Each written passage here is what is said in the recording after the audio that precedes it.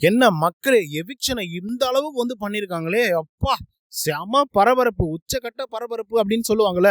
அதுக்கு வந்து எடுத்துக்காட்டா காட்டணும் அப்படின்னா கண்டிப்பா நம்ம இதை வந்து சொல்லியே ஆகணும். ஏன்னா அப்படி ஒரு பரபரப்பை வந்து கிளப்பி வச்சிருக்காங்க.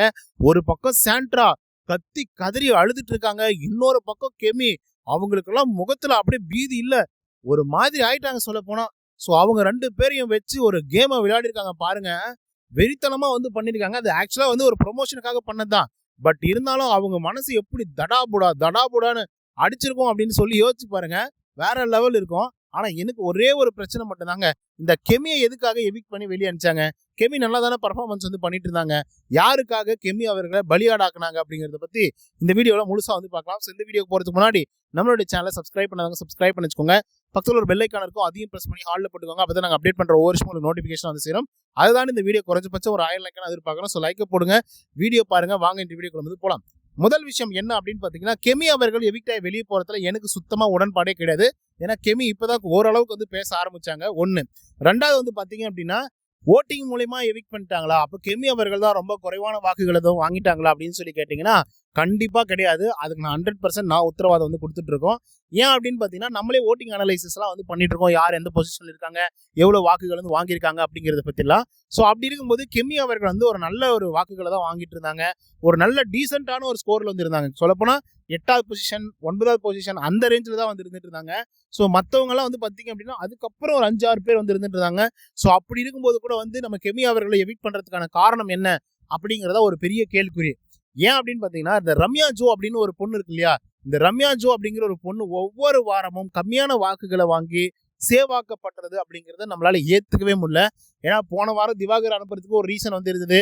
ஏன்னா அவர் வந்து ரொம்ப மோசமா வந்து பேசுறாரு, கடுமையா வந்து பேசுறாரு, அப்புறம் ஜாதி குறித்தெல்லாம் பேசுறாரு அப்படிங்கிற மாதிரி பல விமர்சனங்கள் வந்து பாத்தீங்கன்னா அவர் மேல வந்து எழுப்பப்பட்டது. ஓகே தான்.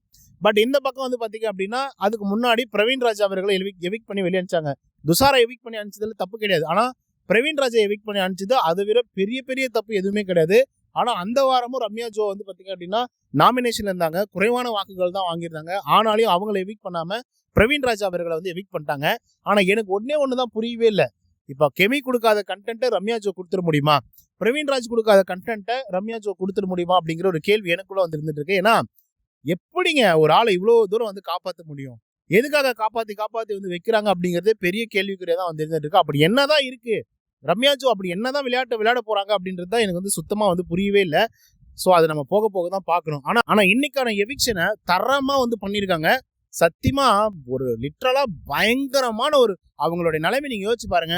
நமக்கு அப்டேட் வந்துருச்சு, நேத்தே வந்து தெரிஞ்சிருச்சு கெமி அவர்கள் தான் எவிக்ட் ஆகி வெளியே போயிருக்காங்க அப்படின்னு சொல்லிட்டு.